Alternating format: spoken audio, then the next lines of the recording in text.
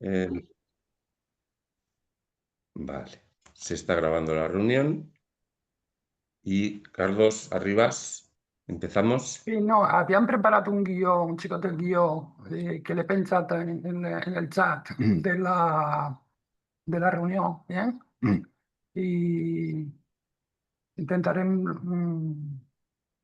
seguirnos bien al guión y intervendría en primer yo Julia Molto. Cort.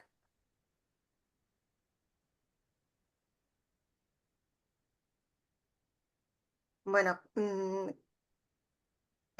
como veo que hay compañeros de otras federaciones, había preparado la presentación en nuestra lengua, en valenciano, bueno, pero sigo en castellano, ¿de acuerdo? Y así seguís todos bien.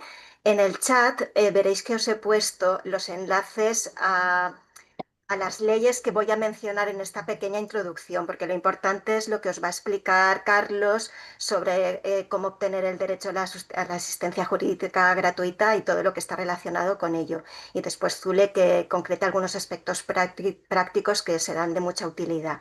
Y simplemente para introducir un poco el tema, disculpad si digo cosas que son muy obvias y demás, pero igual nos sirve un poco de repaso a todos y para los que no estén tan familiarizados, pues les ayuda a introducirse sin mucho problema. En el chat, bueno, las leyes están escritas en valenciano, pero el texto consolidado que tenéis en el enlace está en castellano, no vais a tener ninguna dificultad. Es simplemente el enlace a las leyes que voy a mencionar, que es la Ley Reguladora de la Jurisdicción Contencioso Administrativa y la Ley del Procedimiento Administrativo Común de las Administraciones Públicas. Después también tenéis el enlace. He puesto una reciente sentencia que os quería comentar un poquito porque la jurisprudencia de esa sentencia me parece interesante. Perdona, Julia, no sé si Sí, soy yo solo, pero yo no veo nada en el chat. No sé si soy yo sola. ¿no está en el chat? No, ni tampoco lo que ha dicho Carlos. Yo no, por lo menos no lo veo. A ver, Perdonad, ¿eh? A ver, ¿el resto lo veis? en el chat hay la ley Sí, 2998, la ley sí, 39-2015, a eso me refiero. una sentencia del 12 de mayo, la ley 196, Ahora sí. Vale, Ahora. vale, a eso me el, refiero, ¿vale? el esquema de Carlos, que ahora lo veo yo, no lo había visto antes. No, Ahí, yo ahí no está. veo nada de Julia, pero nada.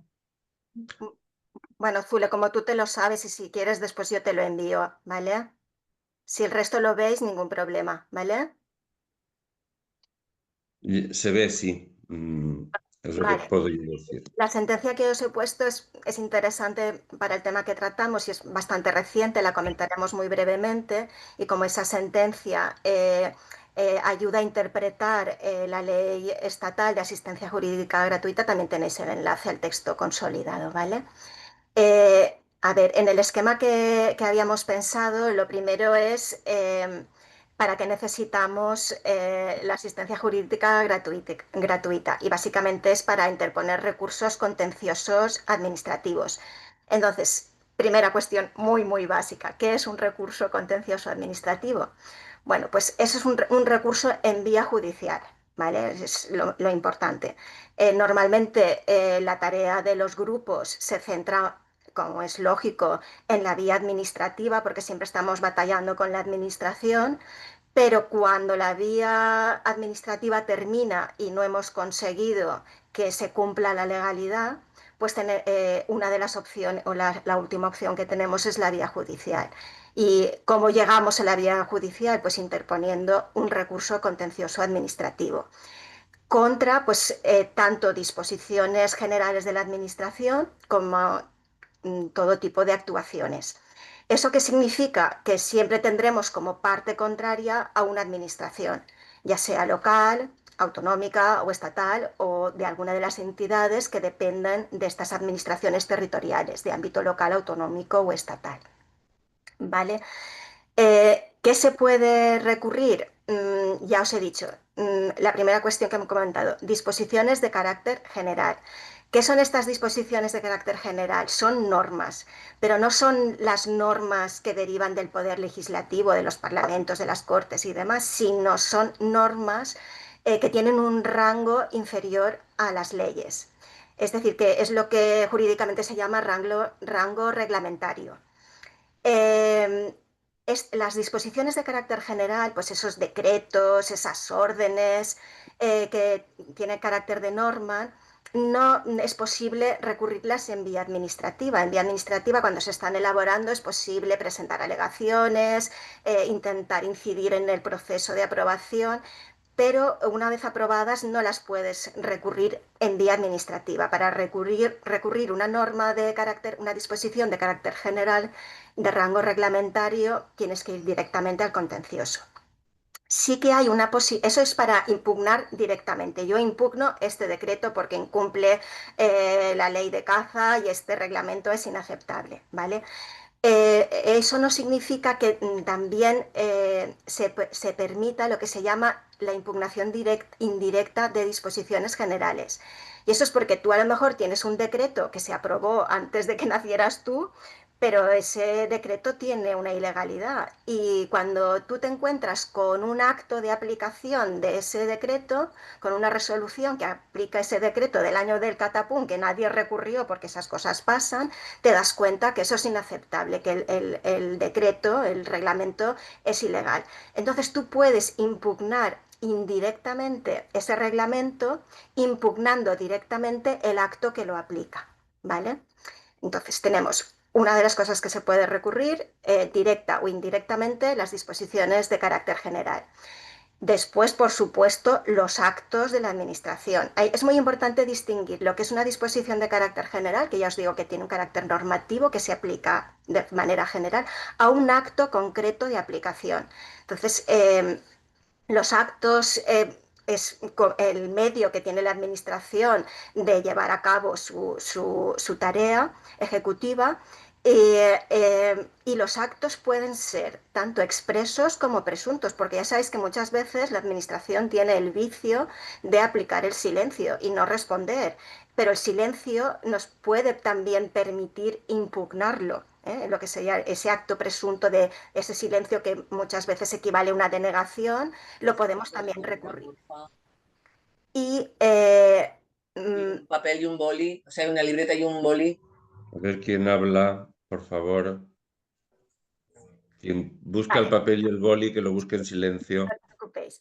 Bueno, pues os decía que podemos recurrir disposiciones de carácter general o actos expresos o presuntos de la Administración, pero actos que sean definitivos, lo que se llama que pongan fin a la vía administrativa. O sea, no podemos irnos prematuramente a la vía judicial. Tenemos que esperar a que la vía administrativa se agote. Básicamente por actos definitivos o por lo que se llama actos de trámite calificados, porque son actos que equivalen básicamente a un acto definitivo, porque suponen que ya no se puede continuar el procedimiento y demás. Esto de que pongan fin a la vía administrativa es importante porque hay muchos actos que no ponen fin a la vía administrativa y que se pueden recurrir en esa vía, porque tienen un superior jerárquico al que recurrir, mediante lo que se llama un recurso de alzada. Te alzas ante el superior jerárquico contra la resolución que piensas que es incorrecta, ¿vale? Si tú tienes un acto que no pone fin a la vía administrativa y que es susceptible de ser recurrido en alzada y tú no recurres, ese acto es firme y ya no lo podrás recurrir en la vía judicial porque has consentido que sea firme, que se convierta en un acto firme, ¿vale? Entonces, mucha atención. Cuando nos notifican las cosas, fijarnos en el pie de recurso que deben llevar todas las resoluciones expresas de la Administración, donde te dicen, la Administración tiene la obligación de informarte si el acto que te notifica es firme o no es firme, qué recursos caben, contra quién tienes que interponerlos y qué plazo tienes. A veces las notificaciones no se hacen adecuadamente y falta esa información. Tú esa información la puedes conocer porque controlas la normativa y demás, pero también puedes exigirle a la Administración que te corrija el acto de notificación con ese pie de recurso que tú necesitas con todos esos datos, ¿vale? Bueno, pues hemos dicho, se pueden recurrir las disposiciones de carácter general, los actos de la Administración y también se puede recurrir lo que se llama la inactividad, que no es un acto presunto, no es que no te han contestado, es que esto se aplica cuando, por ejemplo, imaginaros que la Administración ha dictado una disposición general en donde reconoce que va a hacer una cosa en un plazo a favor de algo, del medio ambiente, de un espacio, de lo que sea. Es una prestación concreta muy determinada que no requiere ningún acto de aplicación, sino que ya está predeterminado. Pero esas cosas que pasan, que no lo lleva a cabo. Entonces, contra esa inactividad, contra una prestación muy concreta y muy reconocida en una disposición general o en un convenio o en un contrato, también se puede interponer recurso contencioso administrativo. Aquí la vía es que antes de irte haces un requerimiento y si pasa el plazo que marca la ley sin contestarte, ya te puedes ir a presentar el contencioso, ¿vale? También la de la inactividad también se aplica a actos firmes. Imaginaos que hemos recibido una resolución que nos resulta muy favorable, que podía ser recurrida en alzada, nadie la ha recurrido y es un acto firme. Y a pesar de ello no se mueve ni un dedo, la Administración no mueve un dedo. También podríamos, denunciando esa inactividad, presentar un contencioso para que se ejecute ese acto que ya es firme. ¿Vale? En estos casos de los actos firmes tienes dos opciones, o presentar requerimiento y en un plazo presentar el contencioso, o puedes ir directamente a presentar el contencioso, ¿vale? Y después, la última cosa que se puede recurrir en la vía contenciosa son lo que se llama vía de hecho. La vía de hecho significa que tienes unos hechos, pero no tienes un procedimiento administrativo. Y esto también pasa. A veces la Administración actúa sin ninguna base de actuación, de procedimiento, sino simplemente ha enviado a un funcionario a hacer algo, por ejemplo, a cortar un camino o a abrir un camino, y es un acto que no tiene ningún apoyo en un procedimiento. Esos actos que son meros hechos también se pueden impugnar. O sea que hay un control judicial de toda la actuación administrativa de las administraciones, ¿vale? En la vía de hecho también, la vía de hecho es la que puedes hacer el requerimiento potestativo o irte directamente. Todo lo de la inactividad hay requerimiento y después del plazo recurso contencioso. Perdona que aquí me he liado yo un poquito, ¿vale? Bueno, ¿contra qué tribunal? Porque nos vamos a ir a la vía judicial, van a intervenir los juzgados y tribunales de la Administración de Justicia. ¿Contra qué tribunal debemos interponer el recurso? Eso es importante porque cuando vamos a pedir la justicia gratuita tendremos que decir ante qué tribunal queremos actuar, ¿vale? Ya os he dicho que la ley de procedimiento administrativo común obliga a la Administración a poner un pie de recurso en sus notificaciones e indicarnos contra quién tenemos que presentar el recurso, ante qué órgano queremos presentar el recurso. Eso ya nos facilitará las cosas, ¿vale? Pero bueno, para que nos hagamos un poquito una idea, simplemente unas pinceladas muy breves. En lo que es la jurisdicción contenciosa administrativa, tenemos juzgados centrales de lo contencioso administrativo, tenemos los tribunales superiores, también actúa la sala contencioso administrativa de la Audiencia Nacional y la sala contencioso administrativa del Tribunal Supremo. Básicamente los grupos, claro, el tema de audiencia, normalmente esos pleitos no van a acometer los grupos, va a ser un tema más de la confederación o de la federación, etc. Los grupos vamos a estar normalmente en los juzgados, que son órganos unipersonales, juzga una persona, o en el Tribunal Superior de Justicia, básicamente. Y si en el recurso extraordinario, cuando ya se ha terminado todo, si hay camino, puede llegar mediante el recurso de casación, que os sonará el nombre, es un recurso de anulación, es un recurso especial de bastante difícil acceso, podremos llegar al Supremo, ¿vale? Pero básicamente los grupos vamos a estar en juzgados y tribunales superiores de justicia, habitualmente. Los órganos de esta jurisdicción pueden actuar lo que se llama en jurisdicción única, es decir, cuando el caso lo resuelve un juzgado o tribunal y ya no hay posibilidad de recurso, o en primera instancia, cuando sí que tienes posibilidad de presentar recurso de apelación, ¿vale? A los juzgados básicamente va, por lo que respecta a grupos, a nuestros grupos, básicamente irá todos los actos de las entidades locales, excluidos los que se refieran a instrumentos de planeamiento urbanístico, ¿vale? Los planes parciales, estudios de detalle, planes generales, planes estructurales, todas estas cosas. Esos instrumentos no van a los juzgados, pero todo lo demás, prácticamente todo lo demás de las entidades locales va a los juzgados, ¿vale? Los tribunales superiores de justicia, pues ¿qué casos serán de su competencia? Pues los que no corresponden a los juzgados, ¿vale? Básicamente, pues los instrumentos de planeamiento urbanístico que hemos comentado antes, pues esos irán a los tribunales superiores de justicia. Y también las disposiciones generales locales y autonómicas, ¿vale? Y los tribunales superiores de justicia también resuelven en segunda instancia las apelaciones contra las resoluciones de los juzgados. ¿Vale? En cuanto al territorio, pues la regla general más básica es que tienes que ir al juzgado de la sede del órgano contra el que recurres, ¿vale? Y lo que os he explicado de los juzgados que son unipersonales y de los tribunales que son órganos colegiados donde resuelven más de una persona o 3, 5, según los casos. Es importante para el tema de justicia gratuita porque en los juzgados solo es obligatorio actuar asistido de abogado o abogada.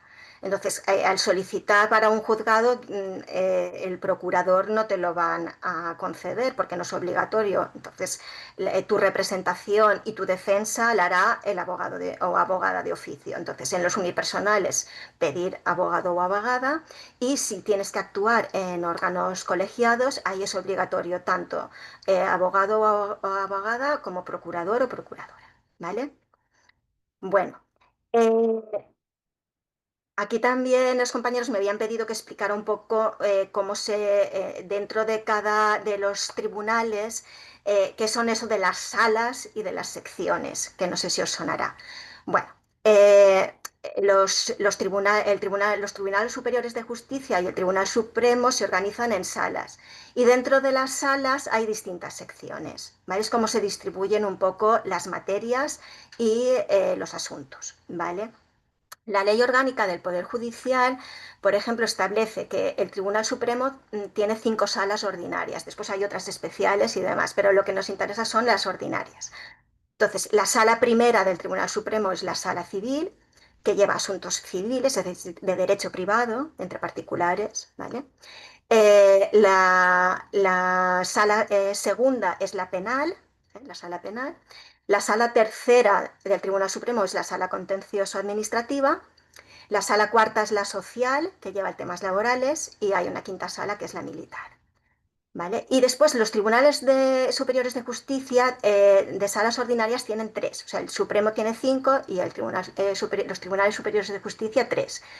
La sala primera de los tribunales superiores es la sala civil y penal. La segunda es la contencioso administrativa y la tercera es la social, que es la de los temas laborales que he comentado, ¿vale?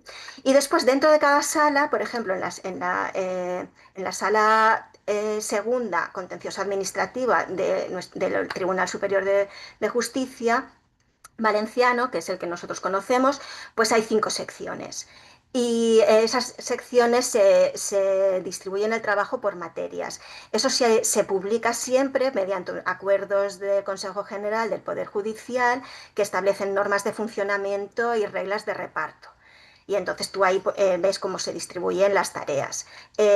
Esto de que esté publicado es importante porque el derecho a la justicia supone el tener derecho a los jueces y magistrados determinados por la ley. No es que según el pleito que tú presentas, ellos decidan si me lo quedo o lo traslado, sino que tienen que haber unas normas de reparto de cómo se distribuyen para que sea un asunto transparente y ya predeterminado, ¿vale? No arbitrario y a la carta, ¿vale?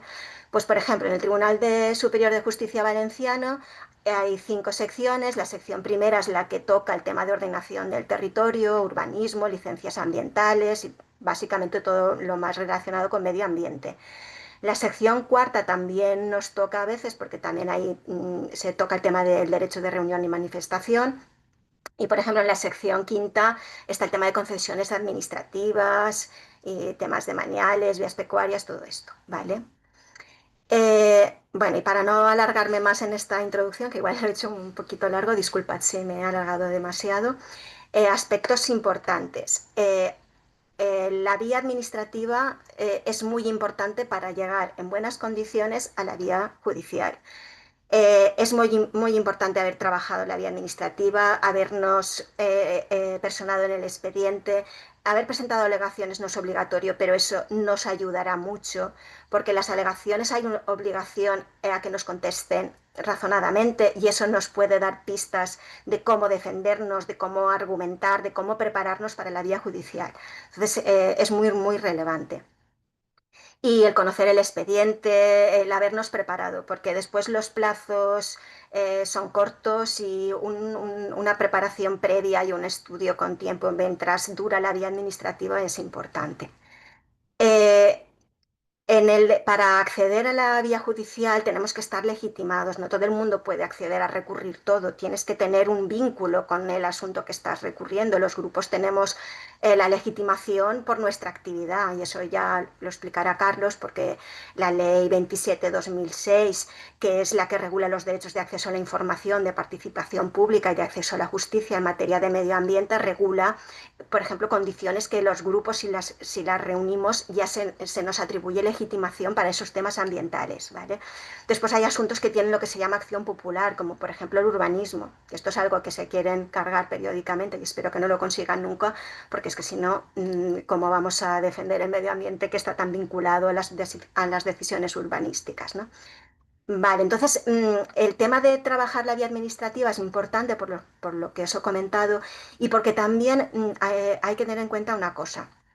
En la vía administrativa, en la fase de alegaciones, tú puedes alegar tanto cuestiones de legalidad, o sea, de incumplimientos de legalidad, como también cuestiones de oportunidad para que se haga una buena política. Pero claro, después los tribunales, las cuestiones de oportunidad no son competentes. Las cuestiones de oportunidad, el competente es el que ejecuta, el que tiene el poder ejecutivo y el que ejerce esas funciones. Pero nosotros lo que queremos es participar e influir para que se tomen decisiones en un sentido u otro, o sea, cosas de carácter discrecional que se pueden hacer mejor o peor para favorecer más el medio ambiente o menos.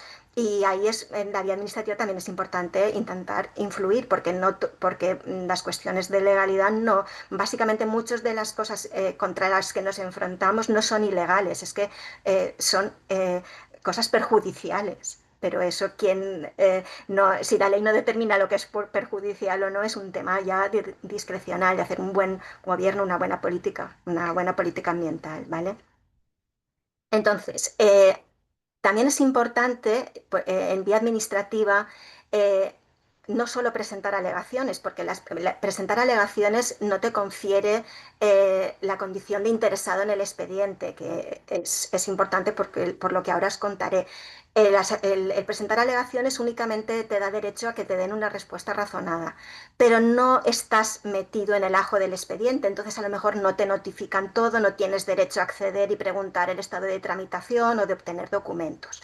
Entonces, como la Ley de Procedimiento Administrativo Común define entre lo que son las personas interesadas, que por supuesto pueden ser tanto físicas como jurídicas, nosotros los grupos somos personas jurídicas, si nos personamos y acreditamos que tenemos un interés legítimo por nuestra actividad, por la incidencia de esa actividad en nuestros objetivos de defensa del medio ambiente, nos personamos en el expediente, tenemos derecho a que nos notifiquen, tenemos derecho a pedir información sobre el estado de tramitación del expediente, tenemos derecho a, no solo a presentar alegaciones durante la audiencia que nos puedan dar o demás, sino en cualquier momento. Y si observamos algún defecto de tramitación, antes de que resuelvan, podemos denunciar defectos de tramitación, presentar todas las alegaciones y documentos que consideremos para intentar influir en esas decisiones. ¿Vale? Y yo creo que ya está. Por último, los plazos para interponer los recursos. Hemos agotado la vía administrativa y los plazos son muy, muy importantes. El plazo general es de 2 meses desde que nos notifican o se publica la disposición que vamos a recurrir.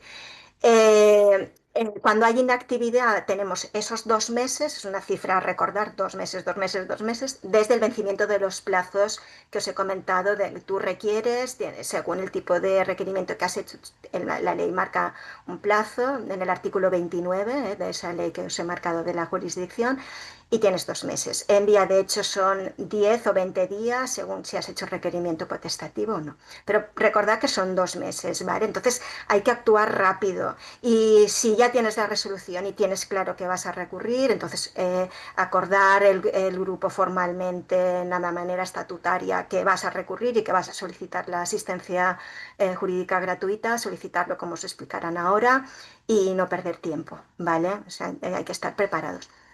Y la sentencia esta que os he puesto, que si entráis veréis que es un rollo muy largo, pero yo os lo cuento brevemente y si tenéis curiosidad podéis leerlo, es una sentencia muy reciente del Tribunal Supremo de 12 de mayo, o sea, no hace tanto, ¿no? Y esto es un pobre autónomo que obtuvo una subvención y que después dictaron una resolución para que devolviera el importe de esa subvención y más los intereses. Y este señor estaba en una situación económica apurada, pidió la asistencia jurídica gratuita, se la concedieron, porque normalmente hay unos plazos que la ley dice que son cortos, pero los colegios de abogados, que son los que tramitan esto, pues a veces pues tarda mucho, la documentación, se montan unos líos a veces impresionantes y demás. Y total, que le designaron el abogado que le tocaba de oficio, pues no en el plazo habitual, sino con bastante retraso. Y además, las notificaciones no se hicieron de manera que constara cuando le dijeron que tenía abogado, porque lo hacen a veces de una manera un poco informal. Entonces, a este señor le designaron un abogado para que lo defienda, para que no tuviera que devolver, no sé si eran 12.000 euros o no sé lo que era, no recuerdo exactamente. Y bueno, el abogado le llega la designación y a los pocos días presenta la demanda. Y se la inadmiten porque dicen que está fuera de plazo, que han pasado mucho más de los 2 meses y el colegio de abogados tenía 15 días. Bueno, le dicen que han pasado mucho tiempo y que le inadmiten la demanda y fuera, patada y a la calle. Y este señor, con su abogado de oficio, llega al Supremo. Y el Supremo dice que si no hay constancia de los plazos, pues que de cuándo le han notificado que tenía abogado y demás, pues que eso no lo puede perjudicar a él. O sea, es el mal funcionamiento del colegio de abogados, de lo que sea, no lo puede perjudicar. Y entonces sienta jurisprudencia y dice cómo se debe interpretar la ley estatal de asistencia jurídica gratuita respecto a ese plazo de 2 meses. Y dice, en el caso de que la solicitud de justicia gratuita se formule con anterioridad a la iniciación del proceso, claro, porque tú vas a recurrir y solicitas el abogado con anterioridad a la iniciación del proceso. Necesitas al abogado para iniciar el proceso, ¿no? Y ante la falta de constancia de las fechas y demás, para la interpretación del recurso contencioso administrativo, perdura la suspensión del plazo para presentar la demanda hasta el momento en que el profesional designado para la defensa realice de manera efectiva alguna actuación orientada a la defensa del beneficiario de la justicia gratuita. ¿Vale? Esto parece una cosa obvia, pero imaginaos, esta pobre persona ha tenido que llegar al Supremo para conseguir que poder presentar el recurso, ¿vale? O sea que la vía judicial la verdad es que es muy ardua, a veces por cosas increíbles te quedas fuera. es dura, pero es lo que hay y se tiene que utilizar cuando sea posible. Y por mi parte, eso es todo. Gracias, Julia. Ahí no intervino el juez Peinado para eso del Supremo.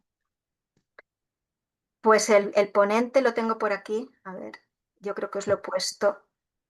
El ponente Juan Pedro Quintana Carretero. Eso era una broma, ¿no? Vale. No, este ponente es Juan Pedro Quintana Carretero, ¿vale? Muy bien. Entonces, ¿sigue Zule? ¿O cómo está eso? Carlos. Pues venga. Buenas tardes. Intentaré ser breve y yo creo que lo importante es luego resolver las dudas de los grupos, ¿no? Porque se supone que todo esto que estamos diciendo es para llevarlo a la acción, ¿no?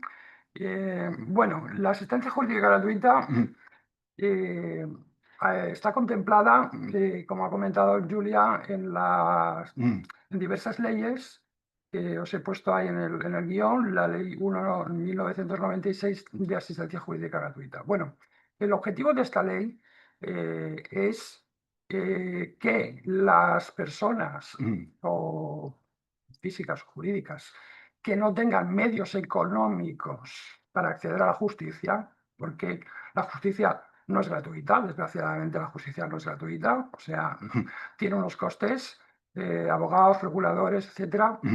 Y por lo tanto, esta ley tiene el objetivo de que las personas que no tengan medios económicos puedan acceder a la justicia, ¿vale? Este es el objetivo de la ley 196. O sea, no disponer de medios económicos, este es uno de los requisitos que se han de demostrar, o sea, que no tienes medios económicos ni que los vas a obtener en el futuro. Bueno, en nuestro caso se exigía también a las asociaciones, a las entidades que fueran declaradas de utilidad pública y que el ámbito de actuación establecido en los estatutos de la asociación debe ser coincidente con el objeto de la demanda. Estos son los requisitos de la Ley 196. Claro, el tema de la declaración de utilidad pública pues da para hacer varios webinars, pero sabéis que es un tema complejo, de tramitación muy compleja y además cada año se tiene que justificar toda una serie de actuaciones. La Confederación, por ejemplo, tiene la declaración de utilidad pública, pero muy pocos grupos y federaciones lo tienen. Por lo tanto, es una vía realmente complicada y yo creo que en principio hay que desecharla. Esto es lo que dice la ley 196.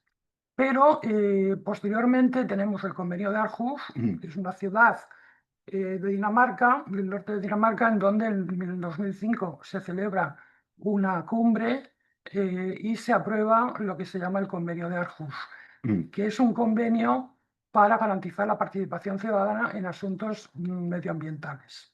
Es un convenio que lo firma la Comisión Europea y el Reino de España también se adhiere a este convenio de Aarhus y la aplicación concreta de este convenio de Aarhus es la Ley 27/2006 de 18 de julio, que regula los derechos de acceso a la información, de participación pública y de acceso a la justicia en materia de medio ambiente, ¿no? Que incorpora varias directivas y es de plena aplicación en el Estado español, por tanto.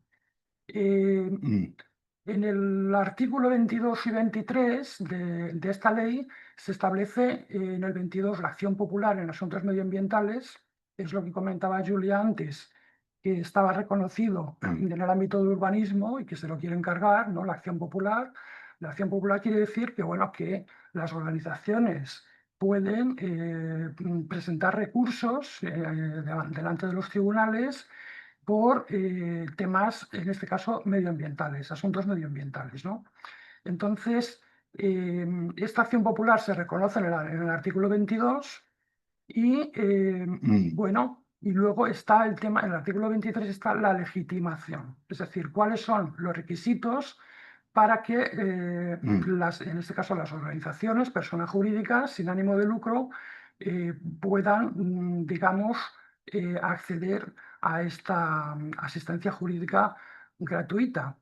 Que no se habla precisamente de esto en el artículo 23, pero bueno, es el ámbito legal, el paraguas que nos permite la solicitud y la obtención de la asistencia jurídica gratuita. Entonces, los requisitos son muy sencillos, son 3, que tengan entre los fines acreditados en sus estatutos la protección del medio ambiente en general o la de algunos elementos en particular. Es decir, que los estatutos de la asociación que vaya a solicitar esta asistencia jurídica gratuita lo tiene que tener muy clarito que entre sus fines está la protección del medio ambiente o la de algunos de los elementos en particular. Esto, por ejemplo, hay sentencias que han permitido o han, digamos, contemplado la asistencia jurídica gratuita, por ejemplo, de PAGMA, ¿no? Una asociación que defiende bueno, los derechos de los animales, porque en este caso sería uno de los elementos de protección del medio ambiente en particular, que sería la defensa de los derechos de los animales. Entonces, bueno, hay alguna sentencia que a PAGMA le da el derecho a obtener la asistencia jurídica gratuita, aunque no tenga, digamos, entre sus fines acreditados la protección del medio ambiente explícitamente, ¿vale? El segundo requisito es que haberse constituido legalmente al menos 2 años antes del ejercicio de la acción, es decir, que las asociaciones o plataformas recientemente creadas no pueden recurrir, bueno, no pueden obtener esta acción popular, digamos, porque no han pasado esos 2 años de su constitución legal y que vengan ejerciendo de modo activo las actividades necesarias para alcanzar los fines previstos. Es decir, que no solamente se hayan constituido legalmente con una antigüedad mayor de 2 años, sino que también ejerzan de modo activo actividades. Es decir, por lo tanto, sería, yo diría que casi imprescindible para justificar el cumplimiento de este segundo requisito, pues que las actividades vengan reflejadas en una memoria, ¿no? En una memoria de actividades que, vamos, los grupos de ecologistas en acción normalmente tenemos o redactamos cada año de forma bastante comprometida todas las acciones que desarrollamos en el año en curso o el año pasado, ¿no? Años pasados, ¿no? Bueno, y en tercer lugar, que según sus estatutos desarrollen la actividad en un ámbito territorial que resulte afectado por la actuación o, en su caso, omisión administrativa. Es lo que comentaba Julia, el tema de las omisiones. Bueno, aquí, evidentemente, bueno, nos tenemos que, bueno, pues, tener en cuenta cuál es el ámbito territorial, ¿no? Es decir, nosotros no podemos, una federación o un grupo ecologista en una localidad, pues no puede recurrir la decisión de un ayuntamiento, por ejemplo, en pleno, porque ha aprobado, por ejemplo, bueno, pues un plan local de residuos o ha aprobado, pues yo qué sé, las zonas de bajas emisiones de otra localidad diferente. O sea, nos tenemos que ceñir al ámbito territorial en el cual desarrollamos la actividad, que tiene que estar de acuerdo con la afección de esa actuación. Eso es bastante lógico y entendible que se exija ese requisito. Entonces, en la segunda parte de este artículo 23 sí que se hace referencia a la asistencia jurídica gratuita, porque dice que las personas jurídicas sin ánimo de lucro a las que se refiere el apartado anterior, es decir, las que cumplan los 3 requisitos que hemos comentado anteriormente del artículo 23.1, tendrán derecho a la asistencia jurídica gratuita en los términos previstos en la Ley 196. Claro, aquí muchas veces nos encontramos con que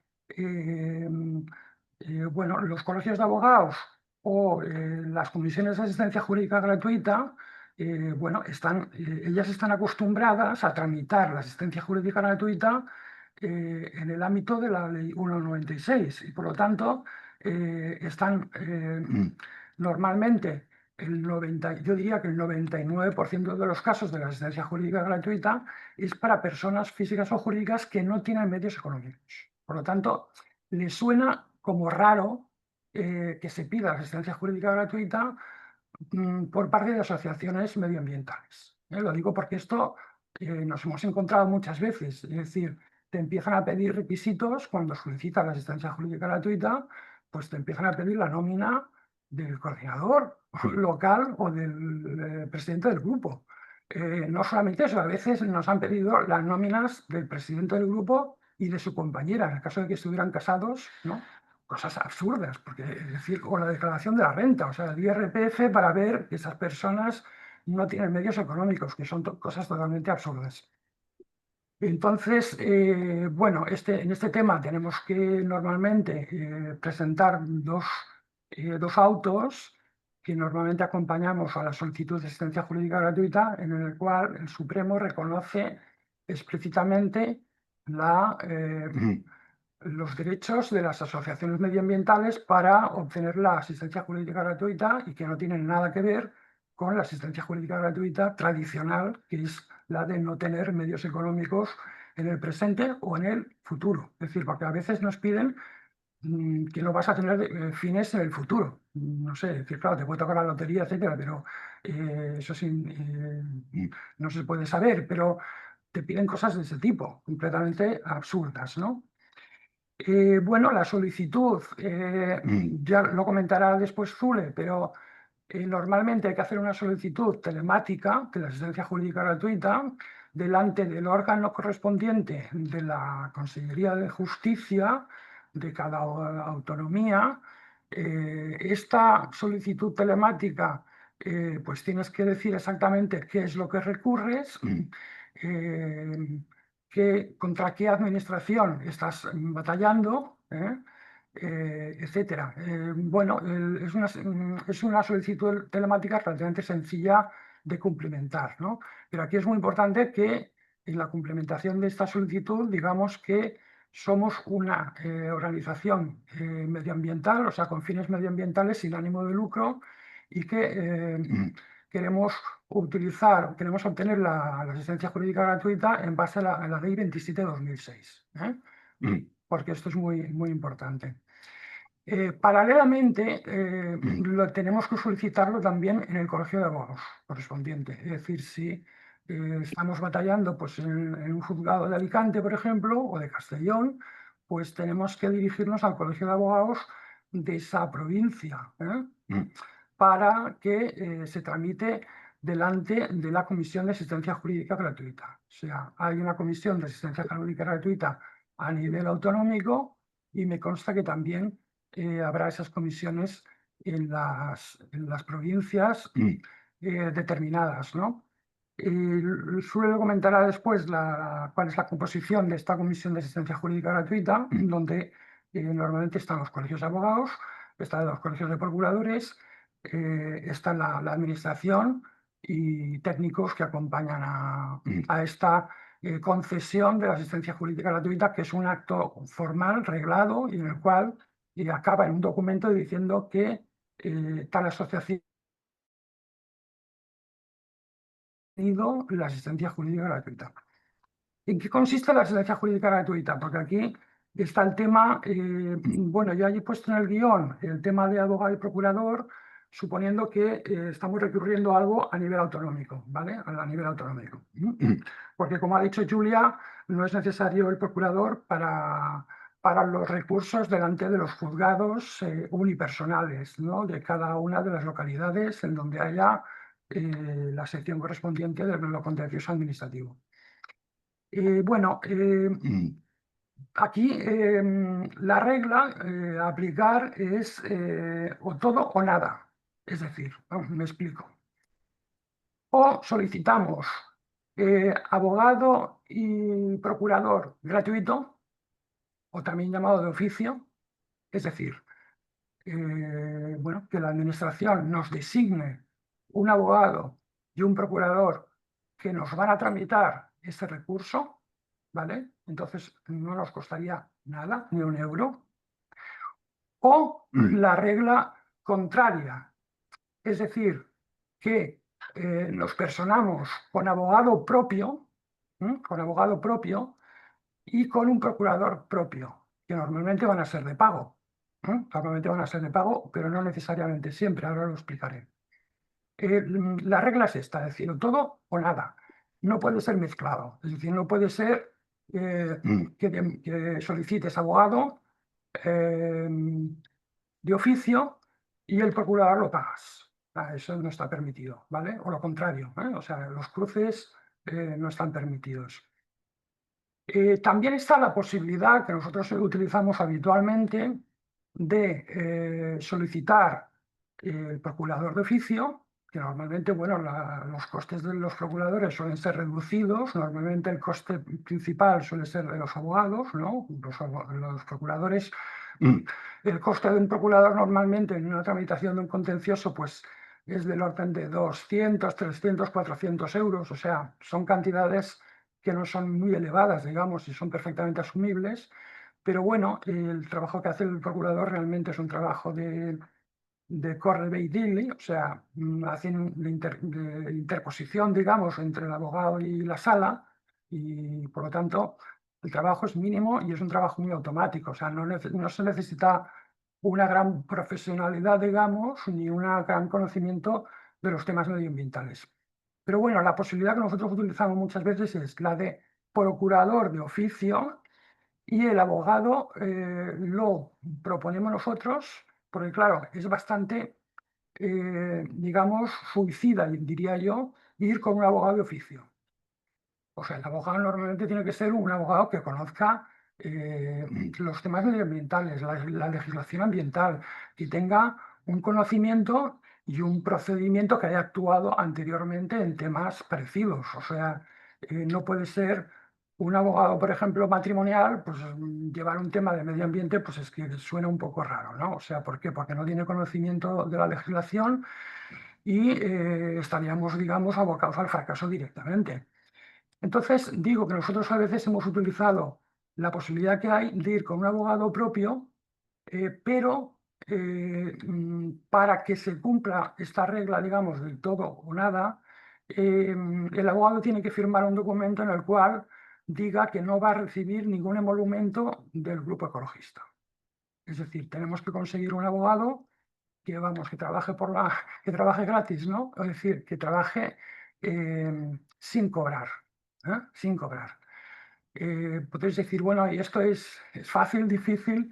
Bueno, existe la posibilidad. O sea, hay abogados, aquí pongo en conocimiento que en la Confederación hay un listado de abogados que se ofrecen, digamos, a interponer recursos contenciosos gratuitos sin cobrar.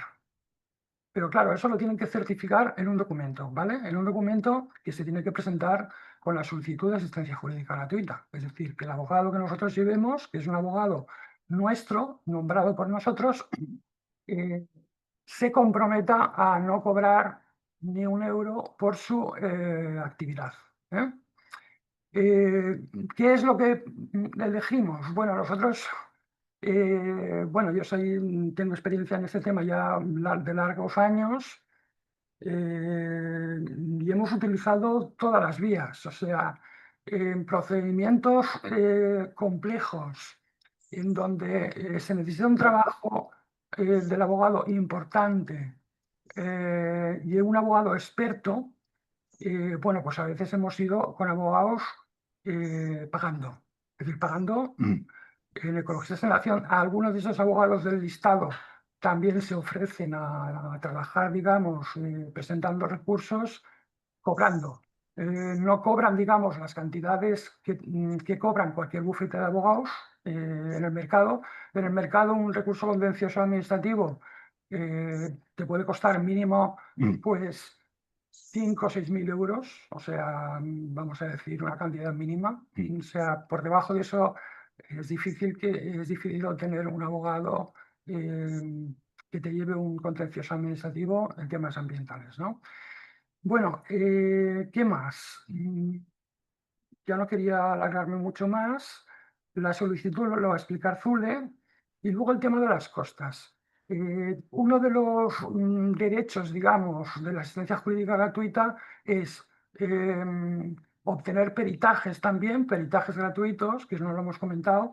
En los contenciosos es muy importante presentar peritajes que pueden ser peritajes de parte o peritajes ordenados por la propia sala, ¿no?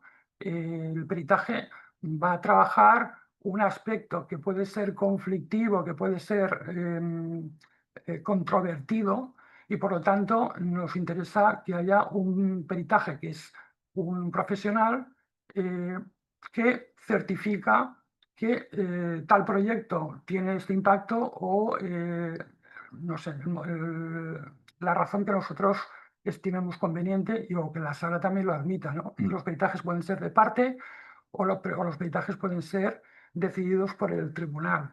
Si son decididos por el tribunal, normalmente se comunica al colegio correspondiente, por ejemplo, si es un tema pues, medioambiental, pues al colegio de biólogos o al colegio de graduados en temas ambientales, ¿no? O el colegio de geólogos o el colegio de arquitectos o quien sea, que la temática que queramos, digamos, que se dilucide o que es controvertida, ¿no? Bueno, y luego otro de los derechos de la asistencia jurídica gratuita, que es muy importante y yo diría que en algunos casos es fundamental, es, como sabéis, en un recurso contencioso administrativo que no es estimado, o sea que no se estima el recurso que ha interpuesto el grupo ecologista, normalmente el juzgado o el de la sala tiene la obligación de imponer costas a la parte perdedora, en este caso al grupo ecologista, ¿vale? Entonces, claro, las costas suelen ser reducidas en los temas contenciosos administrativos, no así en los civiles, por ejemplo, que suele ser unas cantidades mucho más importantes, pero bueno, podríamos estar hablando entre 1.500 y 2.000 euros por cada parte que haya participado. Cuidado, porque por cada parte que haya participado. Es decir, está la administración, pero como sabéis, en muchos recursos podemos tener codemandados. Es decir, podemos tener, por ejemplo, vamos a poner un ejemplo de, no sé, una mina, por ejemplo, ¿no? Una explotación minera. Nosotros recurrimos la concesión administrativa de esa explotación minera y está la Dirección General de Energía o de Minas correspondiente que haya aprobado esa concesión como administración demandada. Pero en el devenir del contencioso se va a presentar seguramente el concesionario, es decir, la empresa que es adjudicataria de esa concesión.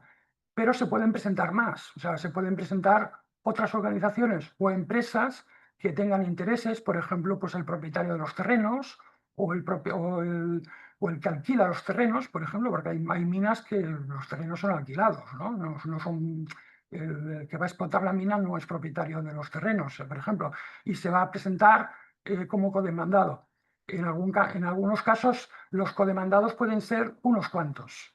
Y si esos unos cuantos, ¿no?, multiplicáis por 1.500 o por 2.000 euros, que normalmente suelen ser, por ahí suele estar oscilando la imposición de costas, pues nos podemos encontrar con unas costas importantes, realmente importantes. Por lo tanto, la asistencia jurídica gratuita te permite que no se te impongan las costas. Y si se te imponen las costas en la sentencia, no se debe desarrollar lo que se llama la tasación de costas, porque una vez que te comunican la sentencia, normalmente la Administración de Justicia tramita lo que se llama la tasación de costas. Es decir, que porque las costas es el pago del abogado y del procurador de las partes contrarias. Es decir, las costas tienen un sentido, digamos, de remunerar al abogado y procurador de la parte contraria. Por lo tanto, bueno, pues estás libre de las costas. Esto es un tema fundamental, porque realmente ahí es donde se concreta muchas veces la asistencia jurídica gratuita. Bueno, y en el tema de las costas, decir, bueno, quería comentar algunos autos del Supremo, etcétera, pero decir que en algunos casos las organizaciones medioambientales, una vez que han perdido, digamos, la demanda, ¿no?, han perdido el recurso, no se ha estimado el recurso, se inicia todo el tema de la tasación de costas y se exige ese dinero a las organizaciones, en este caso medioambientales.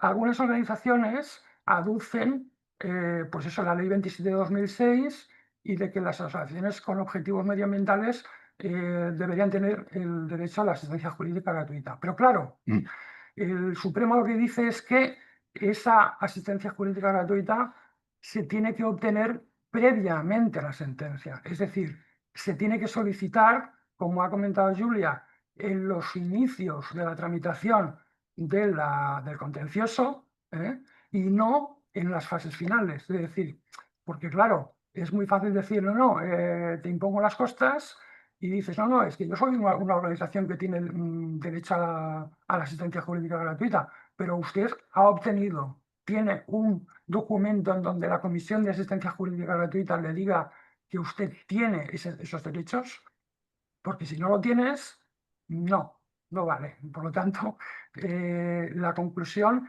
es que la solicitud la tienes que hacer en los inicios del procedimiento y cuanto antes mejor, porque es una tramitación a veces larga, penosa, a veces se puede complicar y bueno, lo dejo ya en manos de la voz de Zule que va a comentar este tema. Vale, muchas gracias.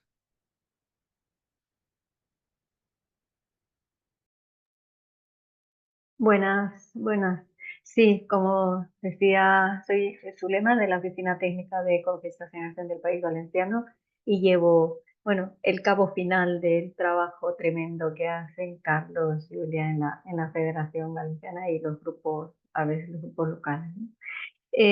Sí, al principio de estar aquí yo quería compartir un poco la experiencia de lo que yo me he enfrentado, ¿no? Y seguro que, como decía Carlos y Julia también, se pierde, no te contestan y es un lío y muchas veces ni siquiera te quieren contestar o no, les cuesta mucho o te exigen papeles pues es que a veces no puedes justificar, como por ejemplo pues rentas y cosas así, ¿no? Es muy complicado al principio, nos perdieron expedientes, o sea, es lo que yo me he encontrado y seguramente que en muchos territorios pasa eso, ¿no? Todos los documentos que han estado mencionando Julia y Carlos se presentan, aunque en el mismo mes hayamos presentado una solicitud de justicia gratuita, pues al siguiente mes o el mismo mes hemos presentado otro, pues presentamos todos y cada uno de los documentos y bueno, y como decía también Carlos, pues presentamos a la Consellería de Justicia, ahí se presenta muy poca documentación y donde enviamos el grueso de la documentación es a la Comisión de Asistencia Gratuita, ¿no? A la Comisión del Colegio de Abogados. Es importante también, lo digo también, para que, por ejemplo, tener a mano los teléfonos, tener contactos telefónicos del Colegio de Abogados, del Colegio de Procuradores, tener bien a mano los expedientes, el número, porque te responden con un número y tú no sabes si has presentado varios, a qué expediente corresponden. Entonces tenemos que regresar, en fin, que ya os digo que es un poco complicado y no te lo pone nada fácil. Entonces, si queréis comparto un poco la solicitud que nosotros presentamos a la Consellería, un poquito para que veáis cómo se presenta y qué documentación presentamos. Y luego el listado, me parece que puede ser útil, el listado de todo lo que estaban hablando Carlos y Julia, para que veáis pues que hay como dos fases, ¿no? Presentamos a la Consellería, juntamos los documentos, sacamos y casi paralelamente lo enviamos a la comisión, ¿no? Y ahí ya enviamos, digamos, un montón de documentos y hemos optado por la vía postal. La vía electrónica, por lo menos en la Comunidad Valenciana o en el País Valenciano, no nos ha ido bien y nos han perdido los expedientes. Entonces, cuando hemos ido por vía, aunque las cosas han mejorado en los últimos años, es verdad también, pero hemos estado presentándolo vía postal y aún así me aseguro que sea con comprobante que lo han recepcionado y tiene que se confirma y me avisa correos. O sea, nos aseguramos por todos los medios de que ese expediente haya llegado donde tenga que llegar. Bueno, voy a compartir, pues por ejemplo, el primer paso que hacemos. Aquí, bueno, voy a compartir pantalla y ya según voy pasando, pues como voy a ir pasando. Esta es no sé si se ve, la que no veo soy yo. Esta es la solicitud que presentamos a la Generalitat Valenciana, pues a la Consellería a la Consellería de Justicia, ¿no? De la Generalitat, ¿no? Entonces, pues aquí ponemos pues nuestros datos, la dirección, ¿vale? los datos económicos, pues no es exigible por insuficiencia. En fin, hay cosas que eso lo rellena Carlos, obviamente he aprendido de él, y digamos, de las primeras pues ya voy repitiendo, ¿no? Que se tiene que poner, ¿no? No es exigible, en fin, hay cositas pues como dicen que tenemos, como somos asociación, no están acostumbrados, ¿no? Y aún así nos responden. Bueno, pues ya veis que aquí, por ejemplo, mencionamos la ley, ¿vale? No sé si lo estáis viendo, que regula el acceso, lo tenemos bien, lo mandamos por todos lados, eso. Y digamos, también aquí está, pues, que estamos ya poniendo, por ejemplo, que está en tramitación el procedimiento, dependiendo de lo que sea, ¿vale? El asunto bien puesto, ¿vale? Descripción del procedimiento, ¿vale? Aquí, por ejemplo, hemos presentado, pues, para una ordenanza de la zona de bajas emisiones en Alicante, ¿vale? La cuantía, pues, indeterminada, ¿vale? Y aquí presentamos, por ejemplo, pues la resolución que queremos recurrir, es estatutos de la organización, en este caso es del grupo local, y la justificación de la actividad, que es la memoria, ¿vale? Nos juntamos todo esto y aquí pedimos pues las prestaciones que se solicitan. Por ejemplo, pues está la publicación gratuita de los edictos, aquí hemos exención de los depósitos para recurrir, tasas judiciales, asistencia pericial, gratuidad de copias, actas notariales, reducción de derechos arancelarios. Bueno, pues vamos. Aquí, por ejemplo, no hemos pinchado que en otras solicitudes, pues la renuncia del abogado o abogado procurador, ¿no? Que tiene que decir que renuncia a sus honorarios, etcétera, ¿no? Pero, también lo pinchamos si fuera el caso, ¿no? Y ya creo que esta es la firma, ¿vale? Y por supuesto nuestro comprobante de pago, ¿vale? Paralelamente, bueno, casi a la vez, una vez que va marchando el documento, pues nosotros presentamos esto por vía postal, ¿vale? Unos documentos anejos a la solicitud de justicia gratuita cuando presentamos a la comisión del Colegio de Abogados, ¿vale? Hay que, pues, numerados ni ordenados, os aseguro que es un tocho que prepara Carlos, es muchísimo trabajo y sobre todo, pues, presentamos pues, todos y cada uno. Esto ya también es de otro, pues, sacado, no es del contencioso, es de otro contencioso, pues los estatutos, pues está la resolución que ha sacado la autoridad portuaria, esta es de la autoridad portuaria, instalación de unos macrodepósitos después en el puerto de Alicante, la interposición, si es que ya se ha interpuesto el recurso de depósitos, ¿no? La admisión a trámite, o sea, cuanto más información se les dé, pues más podremos obtener, ¿no? La memoria de actividades, la solicitud que os he presentado antes, ¿no? Diciendo que nosotros hemos presentado esa solicitud a la consellería, el justificante de esa solicitud, el certificado de la junta directiva, ¿no? Que ha aprobado que se va a interponer ese recurso. Es muy importante también eso en una fecha determinada. El certificado de la junta directiva, pues aquí pues un apoderamiento al abogado, lo he tapado por si acaso, ¿no? por preservarlo. El apoderamiento del abogado, ¿no? Que hay que hacer un trámite, se le da un plazo y tal, eso lo puede explicar a lo mejor con más detalle Carlos o Julia. También los poderes a la procuradora en este caso. Teníamos en este caso, en este expediente, pues hemos tenido apoderado, abogado y procuradora. Luego, lo que están diciendo, esta interlocutoría de justicia gratuita es lo que hablaban Julia y Carlos, pues de eso, que los precedentes, ¿no? que están allí, ¿vale? Ah, no, este es los precedentes, ¿no? Aquí también ponemos que ya esta organización ha sido reconocida anteriormente en otros contenciosos, ¿vale? Pues también está lo que han puesto allí, no me acuerdo ahora las siglas de los precedentes, ¿no? Y la traducción. Entonces, como veis, es un expediente muy amplio el que se presenta y lo presentamos así, bien numerado y en orden ya digo, hay que facilitarle a la administración o a los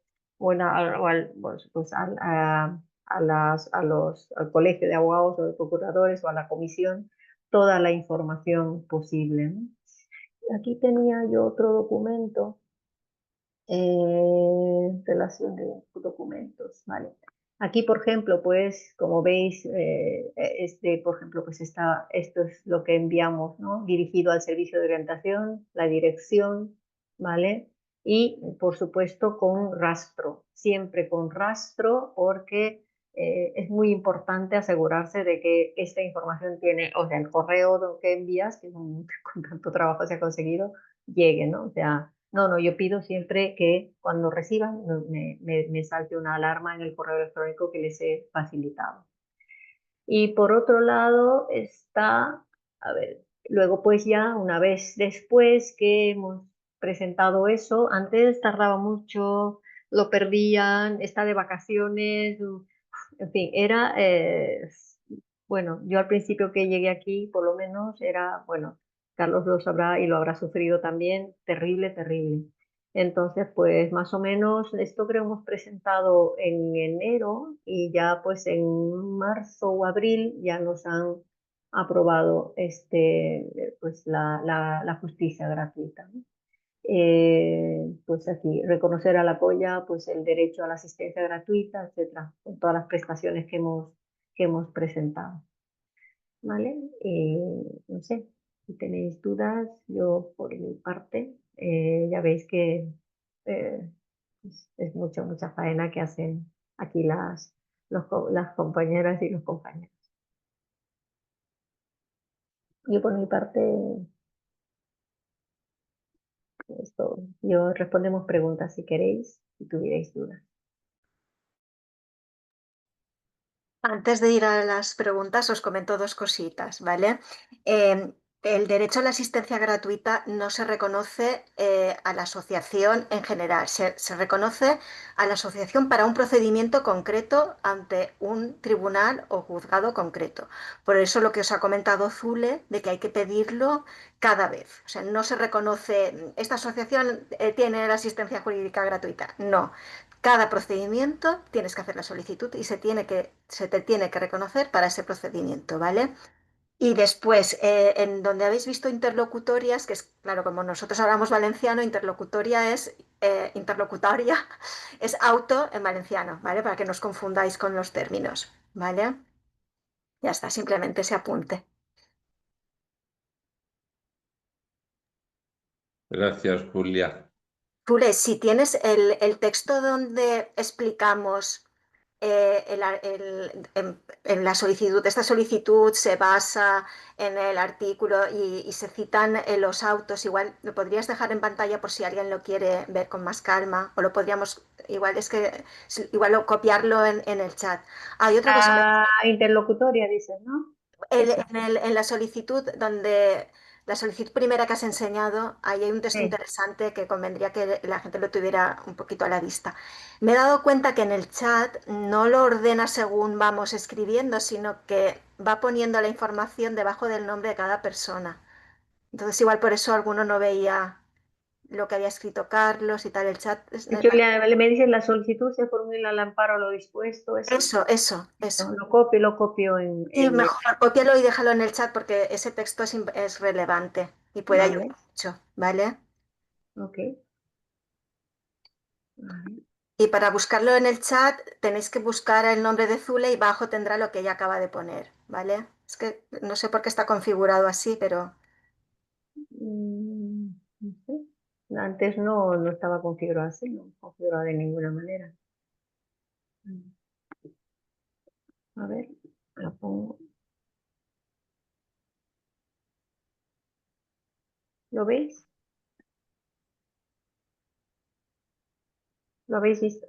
Ya lo he puesto, ¿lo podéis ver? Sí. Sí. Está raro. mm.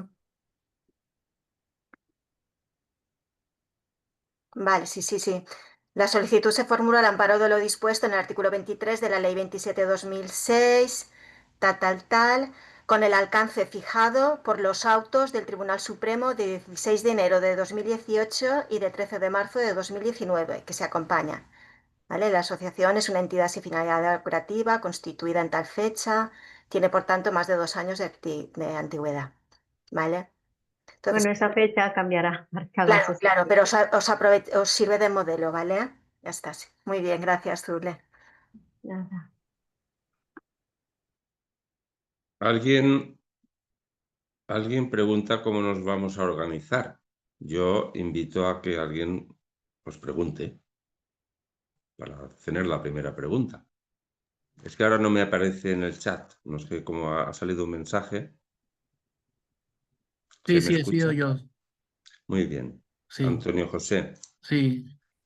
¿Te presentas? ¿De qué grupo eres o de Sí, qué? mira, para los últimos, al principio sí comenté algo, pero ha llegado más gente y vuelvo a presentarme. Yo soy de Sevilla y tenemos aquí un pequeño grupo local, pequeñito, y tenemos un problema ecológico grave de temas de 2 carriles bus-vao que estaban haciendo la Consejería de Fomento de la Junta de Andalucía y están incidiendo en inundabilidad de 2 zonas muy vulnerables del Aljarafe sevillano.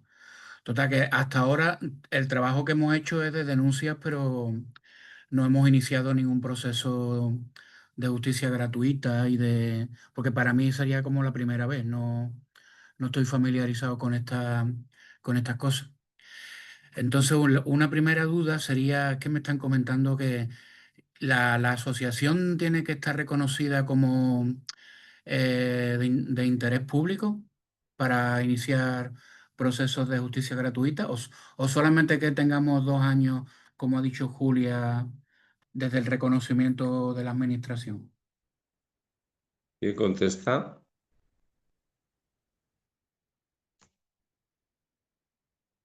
Pues yo mismo. O sea, se tienen que cumplir las 3 condiciones del artículo 23. No solamente que sea una asociación sin ánimo de lucro constituida con una antigüedad de más de 2 años, sino que tenga una actividad, ¿vale? Son las 3 condiciones que se han puesto en el chat y que lo he comentado yo. O sea, la A, la B y la C. O sea, que en sus estatutos desarrollen una actividad en el ámbito territorial que resulta afectado por la actuación, que tenga entre sus fines acreditados en sus estatutos la protección del medio ambiente. A veces algunas asociaciones, bueno, cercanas a nosotros han intentado interponer un contencioso y solicitar la justicia gratuita, claro. Es decir, hay que mirar los estatutos y en los estatutos, si no se establece explícitamente que tienes entre sus fines, tienes entre los fines la protección del medio ambiente, no. Ya lo he comentado antes, protección del medio ambiente genérica, es decir, defendemos el medio ambiente y punto, o puedes añadir también los elementos del medio ambiente, la atmósfera, las aguas, el océano, o sea, cualquier elemento, digamos, que forma parte del medio ambiente. ¿No? Que hemos hablado, por ejemplo, el tema de los animales. A PACMA, por ejemplo, se le ha reconocido en algún contencioso la asistencia jurídica gratuita. O sea, tienes que cumplir las 3 condiciones, ¿vale?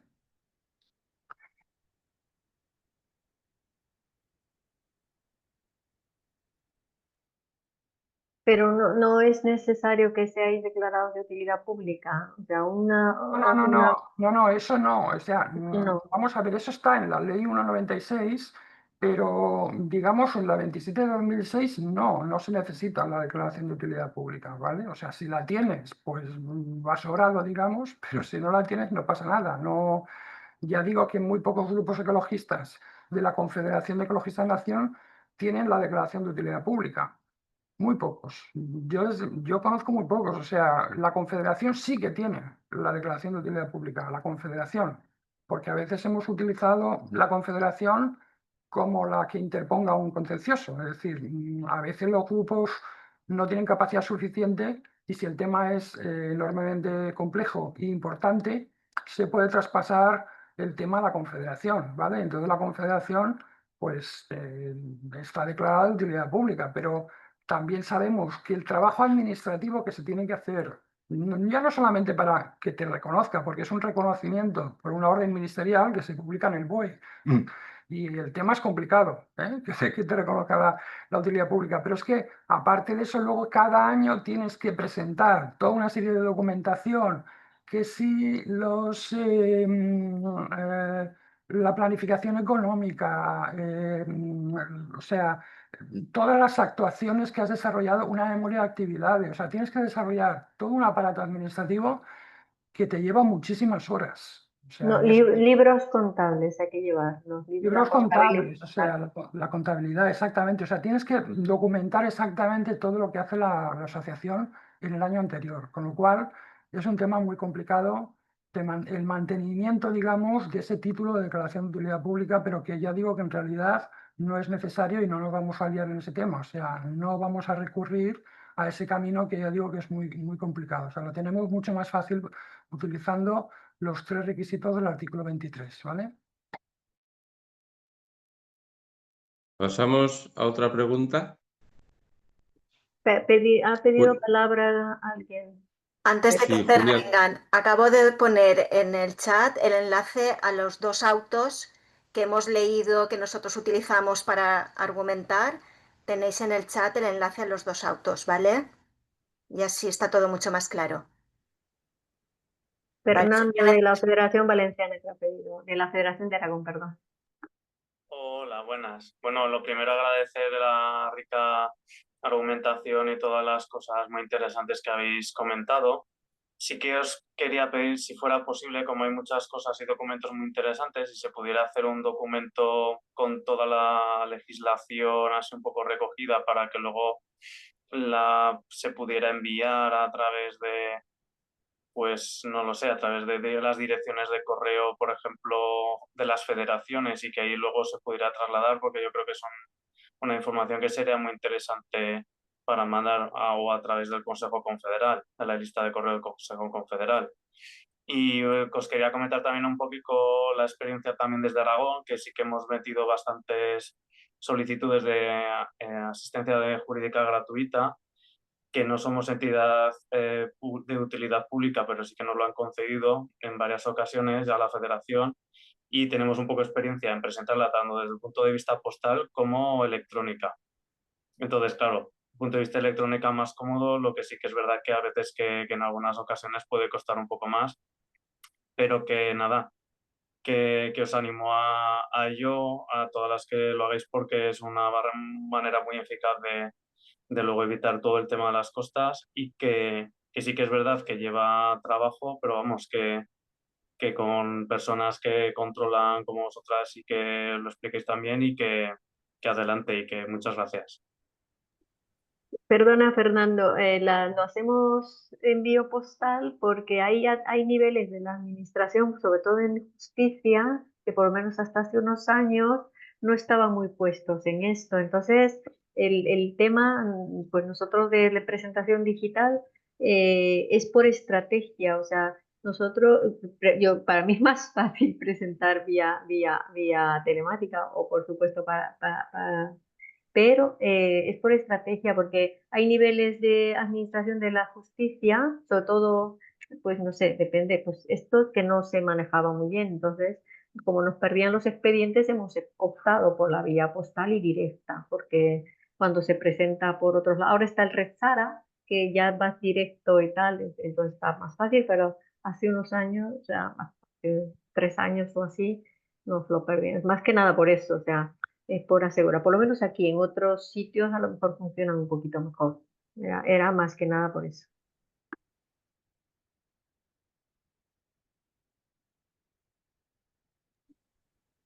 Hola, ¿se me escucha? ¿Sí? Ah, sí, ahora. ¿Quién eres? Soy Óscar Gavira de Málaga. Bueno, Hola. muchas gracias por este taller tan fantástico que habéis montado. Voy a comentar algunas cosas que me pillan más de cerca, porque son temas en las que estoy metido y que son las que me plantean dudas, ¿no? Habéis dicho que el plazo para recurrir es de dos meses después de la notificación, ¿no? Entonces, a veces nos encontramos con resoluciones que se han tomado hace un año, hace 2 años, pero que no se han publicado en ningún sitio y que nos enteramos ahora. Entonces, en ese momento en que nos enteramos, tenemos esos 2 plazos para para meternos en el recurso contencioso administrativo?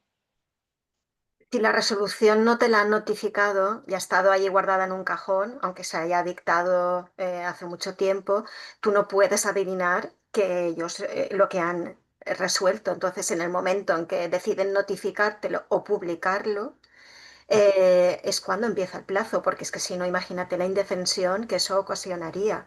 Claro.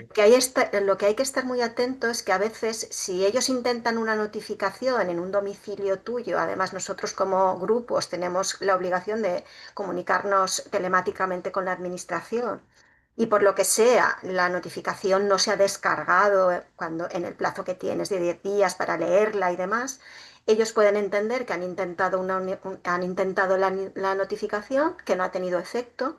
Pueden haber publicado la notificación en el tablón de anuncios electrónico y tú no te has enterado. Entonces, en ese caso sí que tendrías un problema porque aunque tú no hayas leído el documento, sí que se han hecho todos los pasos para notificártelo. Pero si es que lo han dejado ahí y deciden en un momento dado notificártelo, evidentemente desde que lo publican no te lo notifican según el documento de que se trate, ¿vale? Y otra duda, muchas gracias por la aclaración. Otra duda que tengo es Espera un momento, Óscar. Quería añadir algo a lo que ha dicho Julia sobre este tema de los 2 meses. Cuando tú te enteras de una resolución, por lo que sea, por otro acto administrativo, porque a veces eso no se ha publicado, no se ha comunicado a nadie. Por ejemplo, hay resoluciones de los ayuntamientos que se adoptan, por ejemplo, por la Junta de Gobierno y que no se publican en ningún sitio. Porque los plenos, sí que las resoluciones de los plenos normalmente suelen ser públicas y accesibles, pero por ejemplo de las juntas de gobierno no. Entonces a veces te enteras indirectamente que se ha adoptado una resolución que no se ha publicado y que te afecta directamente porque es un tema ambiental que a ti estás implicado, ¿no? Entonces, efectivamente puedes interponer el recurso contencioso aunque hayan pasado los plazos de 2 meses, ¿vale?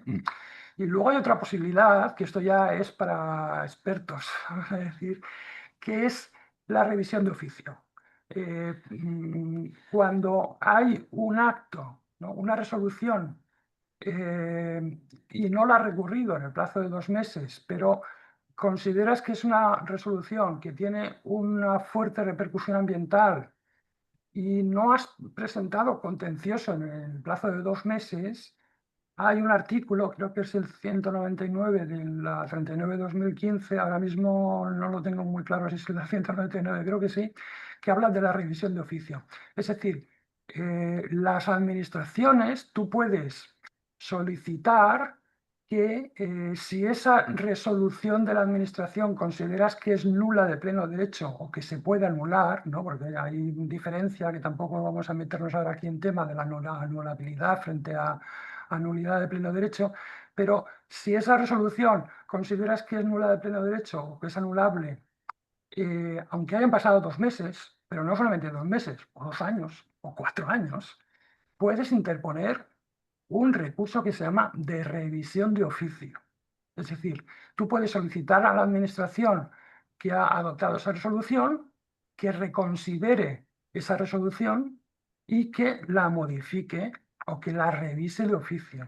Eso es, digamos, es un recurso como, digamos, extraordinario. Es decir, inclusive fuera del plazo de los 2 meses. Lo digo porque en los 2 meses es muy importante, lo ha dicho Julia, que hay que estar atentos para que 2 meses desde la comunicación o desde la publicación también, porque a veces tú puedes estar en un procedimiento administrativo y te comunican, por ejemplo, te comunican telemáticamente, te envían la resolución, pero luego esa resolución se publica en un boletín oficial de la provincia o en un boletín o en un diario de la comunidad, ¿no? Un diario legal de la comunidad. Entonces, el plazo de 2 meses no es solo desde que te comunican a ti, que has formado parte, digamos, de ese procedimiento porque has presentado alegaciones, has sido parte interesada, ¿no? Sino desde la publicación en un boletín oficial, ¿vale? Entonces tendrías 2 meses más el plazo sería mayor, ¿no?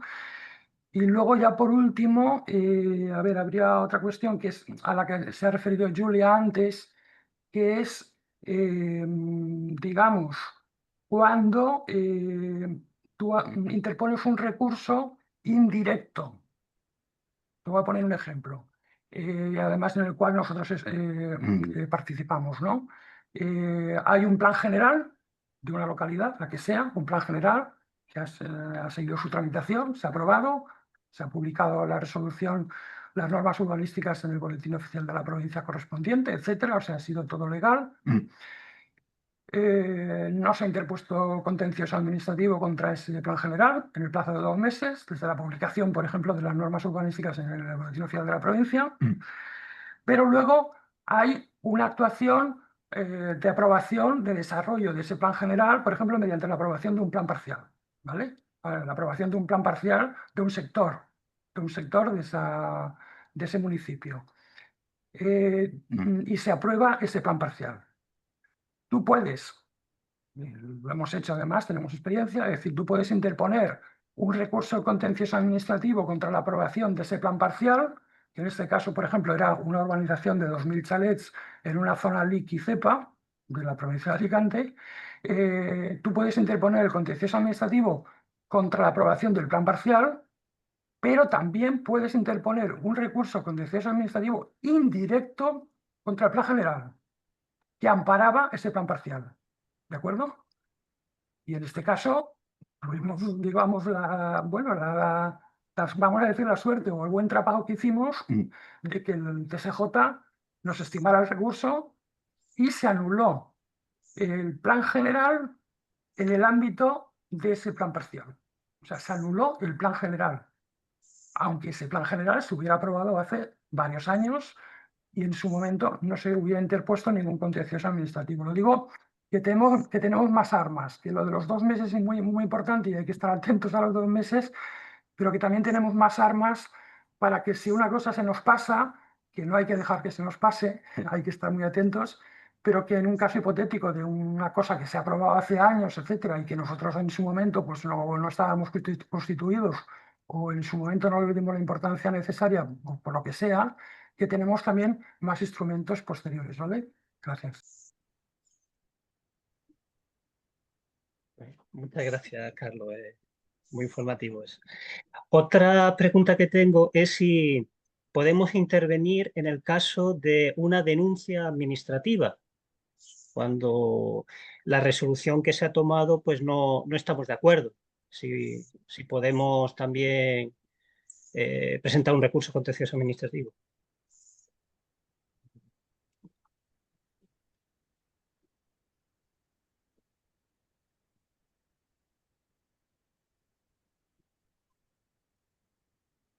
¿Contestas, Julia? ¿Contestas?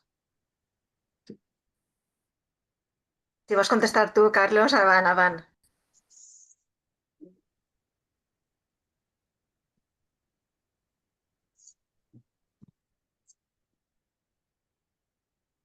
Sí, que digo es que contestes tú, Julia, que estaba un poco despistado y no ha atendido bien la cosa. Vale.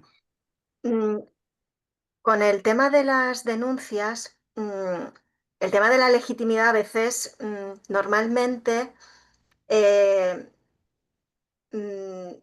sí que se puede hacer, pero a veces el tema de la legitimidad es acreditar qué ventaja tú obtienes, ¿no? Entonces, normalmente, si estamos a lo mejor el aspecto sancionador a nosotros nos viene más, es más colateral y normalmente nos centraremos mucho en la restauración que comporta a lo mejor el haber actuado incorrectamente y haber sido sancionado. Entonces ahí sí que tenemos mucho margen. No sé, Carlos, la experiencia que tiene, pero es que a veces en el tema sancionador no siempre tú obtienes un beneficio de que sí, en general diría que sí, pero es un tema que a veces es más resbaladizo, ¿vale? Óscar, y aprovecho para otra matización. Hemos estado hablando de los plazos desde que publican, desde que notifican y demás, pero ¿qué pasa cuando la administración tiene la obligación de resolver y no lo hace?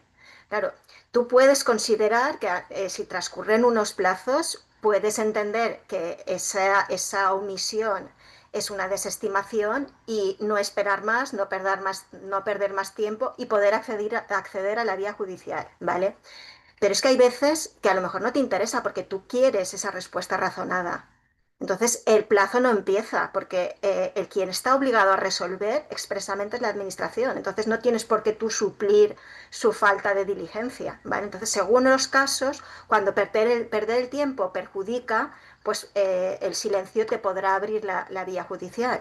Y otros no la tendrás abierta y podrás tener más tiempo para hacer incidencia pública, prepararte y demás, porque quien tiene la obligación de resolver expresamente y motivar su acto y a ti saber por dónde te van a caer los truzos de punta, ¿vale? Porque es que si no, a veces cada caso debe permitir que te puedas preparar, ¿vale? Sí, completando ese tema, que es un tema también que a nosotros a veces nos ha preocupado.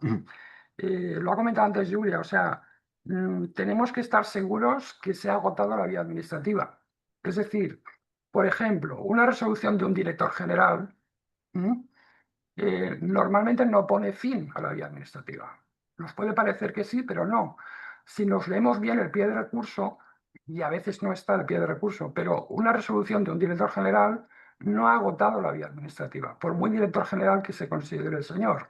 ¿Por qué? Porque normalmente va a tener por encima a alguien, el secretario autonómico correspondiente, o el viceconsejero, la viceconsejera, o el consejero, la consejera, que está por encima del director general, y es el que puede agotar la vía administrativa. Pero claro, para eso tenemos que interponer el recurso de alzada, que ha comentado antes Julia, el recurso de alzada. El recurso de alzada es muy importante porque además que se resuelva el recurso de alzada.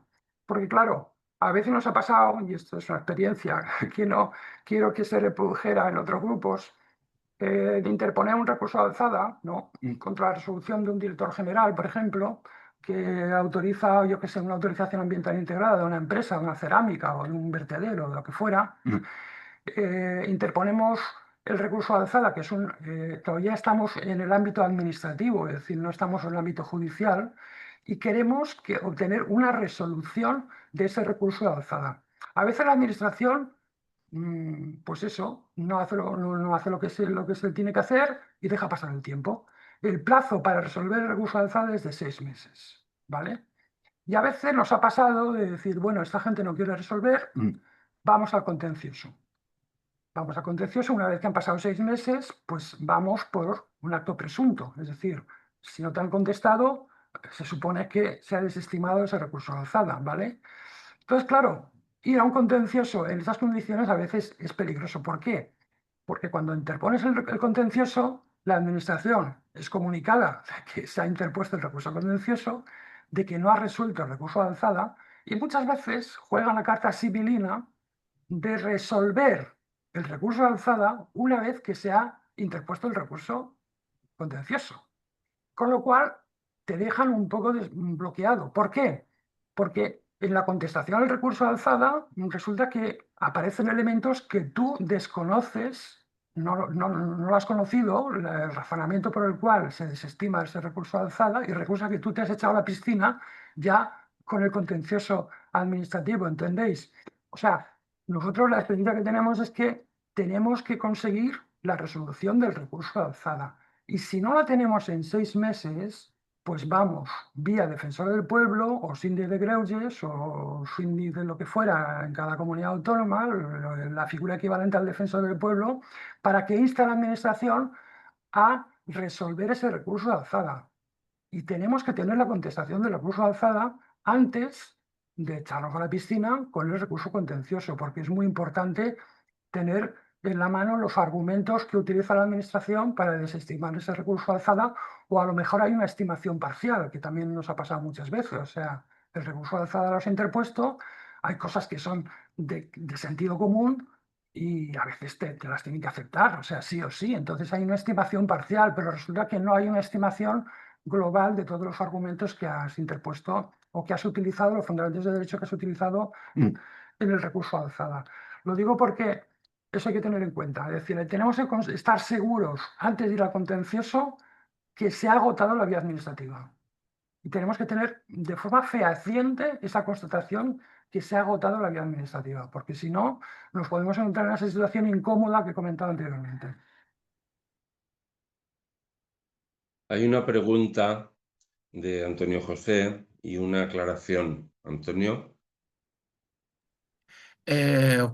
Os cuento un poco los antecedentes de lo que os estaba comentando antes. Nosotros en el verano pasado, por el tema este de las inundaciones que pueden provocar, porque están haciendo un carril bufado por encima del trazado de un antiguo arroyo en una cuenca hidrográfica. Nosotros nos dirigimos a la Consejería de Sostenibilidad, les pedimos estudios hidrológicos adicionales que no nos convencían los que estaban en el proyecto de la obra. También le escribimos a la Guardia Civil y en octubre nos contesta la Confederación Hidrográfica del Guadalquivir y nos manda una notificación diciendo que estaban pensándose abrir expedientes sancionadores y que cuando ellos lo decidieran, pues nosotros podríamos como asociación ser parte de... Pero claro, no han contestado y precisamente ahora, después de eso de 2 meses que está diciendo Julia, pues yo la verdad es que estoy un poco, me he quedado un poco confuso porque yo incluso estaba preparando hoy un escrito para la Confederación pidiéndoles información sobre qué pasos dieron con ese expediente sancionador que estaban pensándose de abrir. Y me gustaría que me aclararas un poco si en este caso eso de los 2 meses sería perceptivo.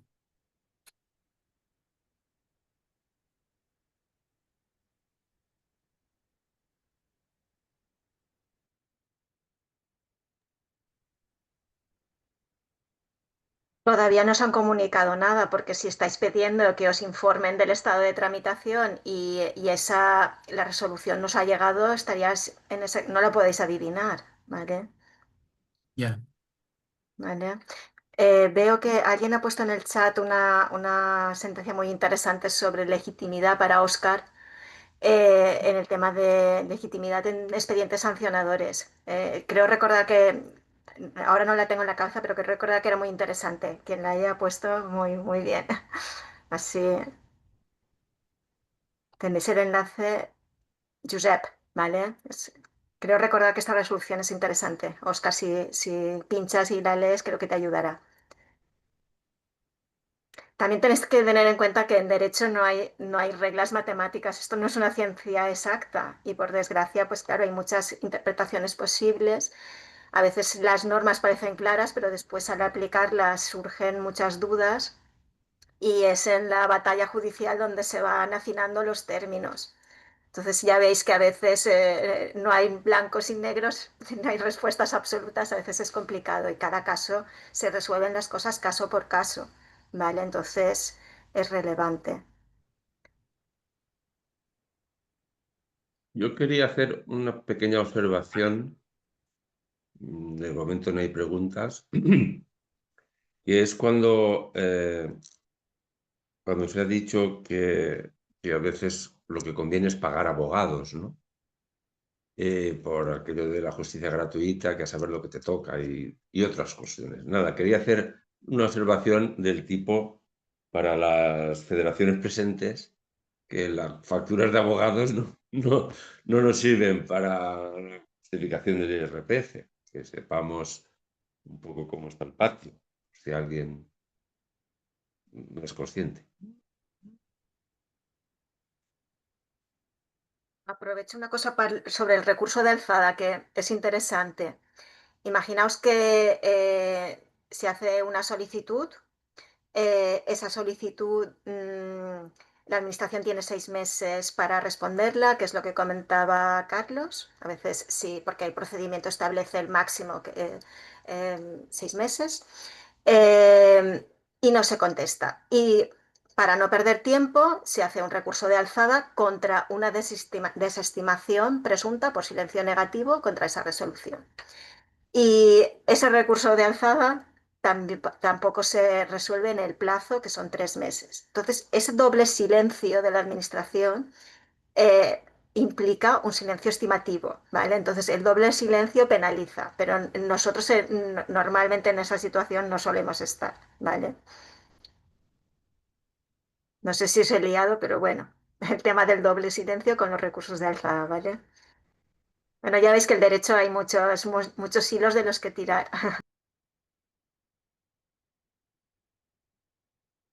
Sí, yo también quería comentar que, a ver, una advertencia a los grupos respecto a la ayuda que podemos conseguir de los abogados. O sea, la experiencia que yo tengo, más de una docena de contenciosos, ahora mismo estoy dirigiendo 3, tengo 3 en cartera ahora mismo. 2 locales aquí en Alicante y uno autonómico, ¿no? Contra un vertedero, contra una ampliación de un vertedero. Bueno, lo digo porque, a ver, los abogados muchas veces, a ver, no esperemos milagros de los abogados. O sea, los abogados pueden ordenar el contencioso, pueden aplicar la normativa, se conocen muy bien la ley del contencioso administrativo, pueden conocer bien o no la materia ambiental de que estemos hablando. Fijaros que la normativa ambiental es súper extensa, es muy difícil encontrar un abogado que tenga un conocimiento amplio de todas las materias medioambientales. Estamos hablando de residuos, de agua, de contaminación atmosférica, de químicos, o sea, la legislación ambiental referente a todos esos temas es amplísima. Entonces, muchas veces el trabajo motor es el trabajo que tiene que llevar adelante el grupo. Es decir, que no tengáis una esperanza de que el abogado os vaya a resolver toda la problemática. O sea, no existe ese tema. O sea, los abogados tienen un conocimiento de las leyes, tienen una experiencia, saben exactamente cómo desarrollar el contencioso, cuáles son las reglas del contencioso. Eso los abogados que lleven contenciosos, claro, porque fijaros que en derecho hay derecho civil, derecho mercantil, derecho de matrimonios, derecho sucesorio, derecho hipotecario, bueno, hay 50.000 ramas del derecho, 50.000. El contencioso administrativo es una de esas ramas, solo una. No, lo digo que el trabajo fundamental de trabajarse el expediente, que hemos dicho, como lo ha dicho Julia, que tenemos que estar en la tramitación, en la vía administrativa de ese proyecto, el que sea, un parque eólico, una mina, un vertido, lo que fuera. Tenemos que estar en el procedimiento administrativo. Significa que hemos tenido conocimiento de parte de la documentación de ese expediente, ¿vale? Entonces es un prerequisito. O sea, a mí me han llegado gente diciendo, no, es que queremos interponer un contencioso contra la aprobación del plan general, de tal plan general, porque es una barbaridad, porque considera suelo urbanizable una barbaridad, porque no sé qué, no sé cuántos. La pregunta que yo hago inmediatamente es, ¿pero habéis estado en el procedimiento administrativo? Es decir, ¿conocéis lo que se ha aprobado? ¿Conocéis el plan general? ¿Habéis presentado alegaciones? ¿Conocéis parte del expediente? Porque claro, cuando tú estás en la vía administrativa, conoces una parte del expediente. Cuando te envían el expediente completo, que cuando tú interpones el contencioso administrativo y te emplazan a elevar la demanda, porque claro, hay que distinguir aquí dos cuestiones diferentes. Una es la interposición del recurso contencioso administrativo, que es un acto muy sencillo, es decir, es el abogado que presenta un documento, un abogado que tiene que estar, o sea, tiene que tener una certificación APUDACTA o una certificación electrónica de que representa realmente a la asociación, ¿no? Que tiene el visto bueno de la asociación, presentar un escrito y el acto contra el cual se recurre y el juzgado al cual corresponde esa tramitación. Eso es muy sencillo, o sea, la interposición de lo que es el recurso es como una especie de aviso. Pero cuando, una vez que se admite a trámite ese recurso y se empieza a toda la máquina administrativa del recurso, es el emplazamiento al actor, en este caso a la asociación, y te envían el expediente y te dan un plazo de 20 días para interponer la demanda, es decir, para elevar la demanda con los fundamentos de derecho correspondientes. Esos 20 días es un tiempo muy limitado. Pensar que es un tiempo muy limitado. Son 20 días hábiles que pasan rápidamente, rápidamente. Y estás acongojado porque resulta que te han enviado un expediente. Pues los expedientes que se envían actualmente, yo ahora mismo el expediente que me llegó esta semana pasada tenía 3 gigas. 450 archivos y 3 gigas. ¿Sabéis lo que son 3 gigas de documentación? Son miles de páginas, miles y miles de páginas. Si no has estado en el procedimiento administrativo, es que no te da tiempo ni siquiera a leerte lo que te han mandado. No, es que no te da tiempo, literal. O sea, en 20 días no tienes tiempo de leerte el expediente. Por lo tanto, tienes que conocer una parte importante del expediente. Por eso es importante estar presentando alegaciones y conociendo exactamente la materia que se está tratando, ¿vale? Porque si no, es que es imposible redactar la demanda en 20 días. O sea, esto lo quiero dejar muy claro para que los grupos no se hagan ilusiones. O sea, y luego al abogado muchas veces, vamos a ver, no hay que ser un jurista experto para ver muchas veces dónde están los fallos. O sea, evidentemente yo no digo que los juristas expertos no tengan ningún papel, tienen un papel importantísimo y hay juristas expertos dentro de Ecologistas en Acción fabulosos. Pero que muchos juristas lo que te dicen es, bueno, dame la materia prima ya prácticamente como predigerida. O sea, y esa labor la tiene que hacer el grupo, porque conoce el expediente, ha conocido la tramitación administrativa de ese expediente, etcétera, etcétera. Por lo tanto, no esperéis milagros de los abogados, lo digo un poco para desencantaros un poco de que, digamos, bueno, vamos a presentar un contencioso, vamos a conseguir un abogado, bueno, ya tenemos el abogado, bueno, ¿y ahora qué? ¿Y el abogado qué? Y te va a decir el abogado, bueno, ¿y qué? A ver, dame material, dame qué cosas, porque no esperes que yo me lea 3 gigas en 20 días. O sea, el abogado te va a decir que no va a leerse los 3 gigas en 20 días, que tendrás que darle tú, pues, ya la cosa, como he dicho antes, predigerida, ¿no? O sea, lo digo porque como cuestión práctica, ¿eh? O sea, que no pongáis muchas ilusiones en que el abogado va a resolver todos los temas. Porque claro, la otra solución, que muchas veces se hace, no por parte de los grupos, claro, porque no tenemos potencial económico, pero otra gente, claro, delega en un despacho de abogados potente, le van a cobrar 6.000, 7.000, 8.000, 9.000 euros y ese despacho de abogados pues, va a tener 20, 30, 40 juristas que conocen diversidad de temas, que han conocido contenciosos similares, etcétera, etcétera. Entonces te lo van a dar prácticamente prefabricado el recurso, ¿no? Pero no es el caso de los grupos ecologistas. Nosotros no tenemos esa potencia económica.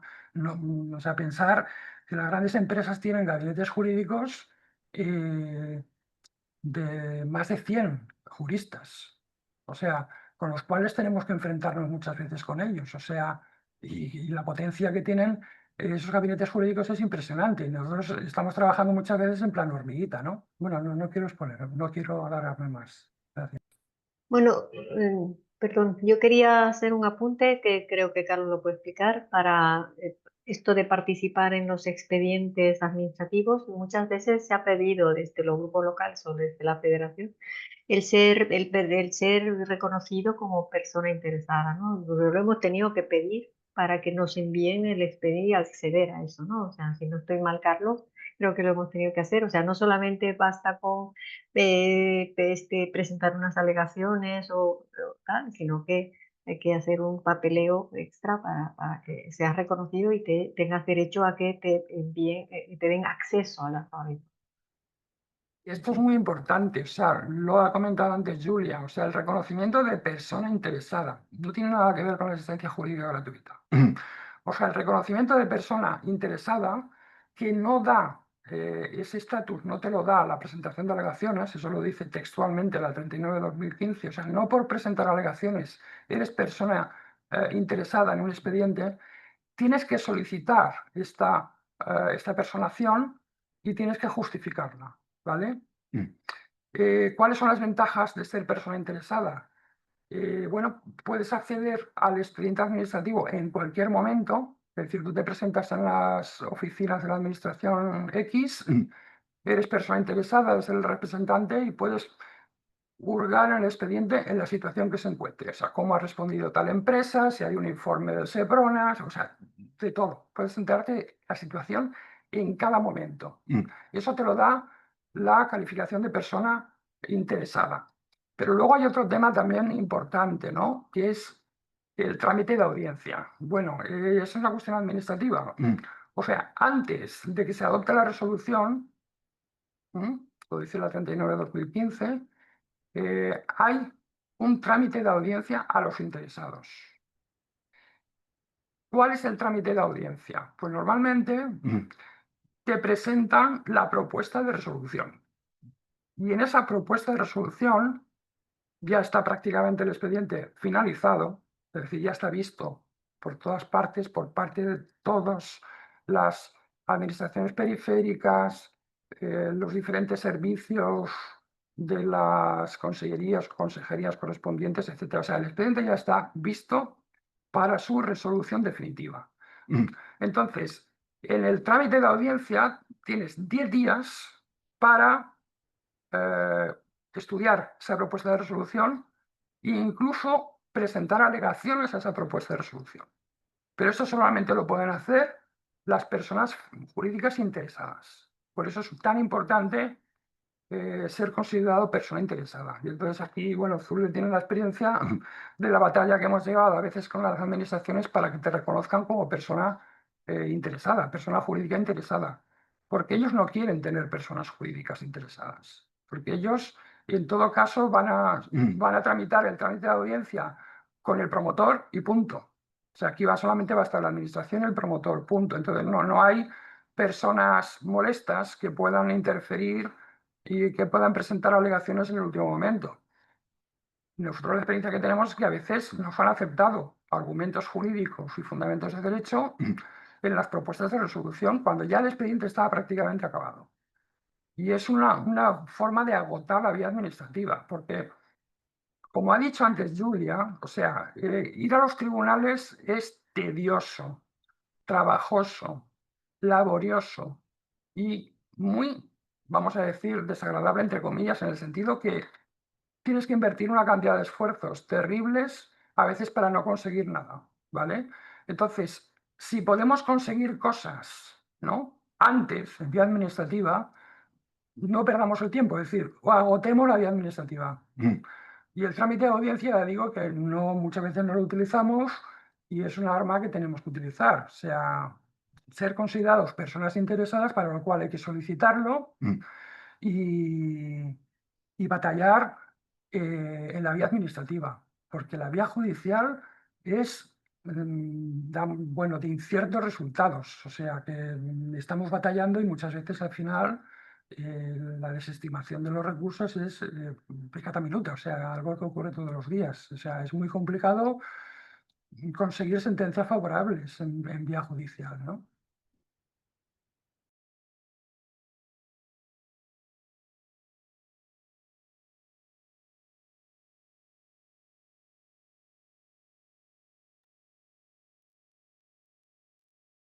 No hay petición de palabras. Se está yendo algunas personas, llevamos 2 horas.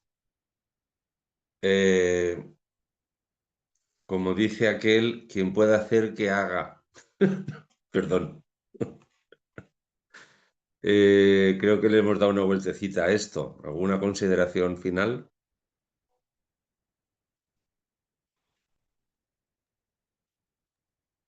Moltes gràcies a tots per l'atenció. Y muchas gracias también por mi parte. Y creo que estaría bien que organicéis un pequeño así manualito, una pequeña guía de esto, como han pedido, como ha pedido alguna persona.